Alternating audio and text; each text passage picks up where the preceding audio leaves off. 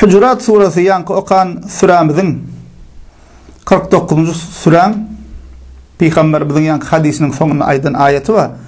13. ayetti. Ve şol süren 10. ayetinde Allah Teala Kur'an-ı Kerim'de diye innemel mu'minune ihve diye iman edenler doğunur diye. İman edenler doğunur deyip aydiye. Şimdi biz Türkmen sanımızdan misal alsak bizim %100'e yakinimiz Müslüman. Özbek'em olsun, Türkmenem olsun, Tacik'em olsun, Fars olsun, içimizdeki başka gayri milletler olsun, ağla ve böyle hemmemiz %100'e yakinimiz Müslüman. Allah Teala hem diye innemel mu'minune ihve iman edenler doğunur diye. Müslüman doğunur, din doğunluğu, can doğunluğundan üstün. Şunun için Peygamberimiz sallallahu aleyhi ve sellemin dövründe iman eden kakası müşrikti, oğlu Müslümanı seveşti, bir o tarafta bir bu tarafta birine karşı seveştiler. Ne için? Çünkü iman doğunluğu, din doğunluğu, kan doğunluğundan yukarı. İnne Allah Teala Kur'an-ı Kerim'de deyiptir. Ağlan ediyor.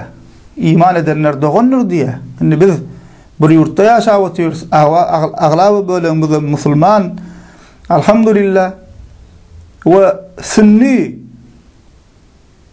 hemmemizin bir dille gurlayaz. Şu Özbek olsun, başkası olsun, Kırgız olsun, Kazak olsun, şol Orta Asya'da yaşayandan hemmesi tercümecisiz birbirine düşünüp otuyor.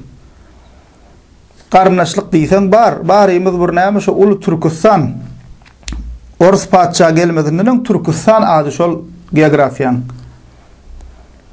Türklerin yaşayan yurdu demek Türkistan. Son gelip paylaştırıyorlar, bölüştürüyorlar, birek düşman ediyorlar. Neymi bunları ullanmak yengil bolsun deyip.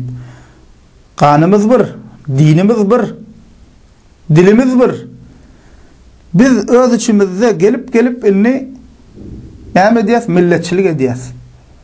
Ay Özbek böyle, Türkmen böyle, son Kazak bilen Kırgız öz arasında dava ediyor. Yine bir başkasıyla dava ediyor. Bunları bir qıra koyas. Öz içimizde Türkmenistan'ımızın içine geliyoruz. Kabirlerimiz ol velayet, bul velayet.